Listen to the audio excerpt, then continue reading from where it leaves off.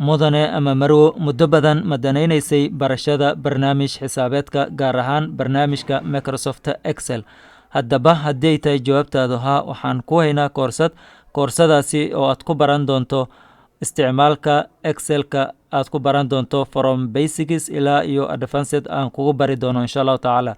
Koorsadani inta ay socoto waxyaabaha aad ku baran doonto waxaa ka mid ah koorsada waxay ka kooban tahay 5 chapter. 5taasi chapter oo kala kow waxaad ku baran doontaa fundamental financial functions in Excelka aad ku baran doontaa sida introduction to Excelka, fundamental functions in Excelka, statistics functionska, lookup functionska, VLOOKUP functionska, dhammaan qeybahaas iyo qeybo ka badan aad ku baran doontaa. Chapterka labaad ee koorsadani waxaad ku baran doontaa application in Excelka aad ku baran doontaa sida inventory valuationka, depreciation methodska, muraabaha and financingka sida loo xisaabiyo, gross margin percentageka sida loo xisaabiyo, break even point analysiska sida loo sameeyo, iyo qeybo ka badan aad ku baran doontaa qeybtani.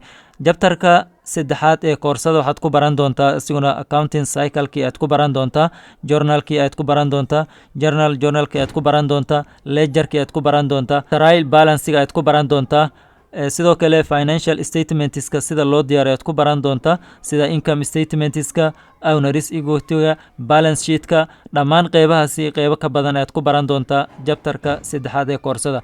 Chapterka afraad ee koorsada waxaad ku baran doontaa employee payroll and deduction-kii aad ku baran doontaa, sidoo kale waxaad ku baran doontaa employee payment methodska aad ku baran doontaa, waxaad ku baran doontaa overtime paymentga sida loo sameeyo aad ku baran doontaa, petty cash managementga sida loo sameeyo aad ku baran doontaa, qeybahaas iyo qeybo ka badan aad ku baran doontaa.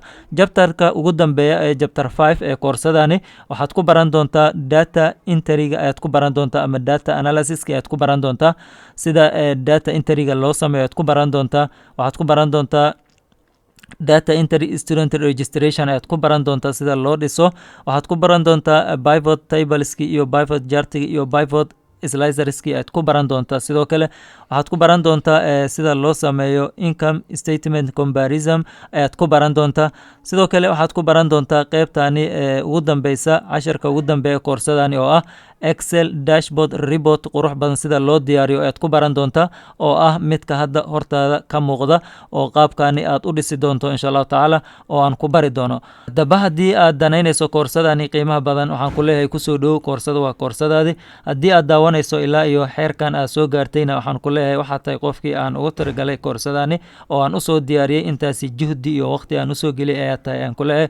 Marka kusoo dhawaada koorsada Advanced Excel for Accounting course. Waxaan rajaynayaa inaan isku arki doono adigoo iska soo diiwaangeliyay koorsadani qaybta iyo casharada aan isku arki doona dhammaantiina. Waxaan idin leeyahay marka soo dhawaada. Wassalaamu calaykum waraxmatullaahi tacaala wabarakaatuh.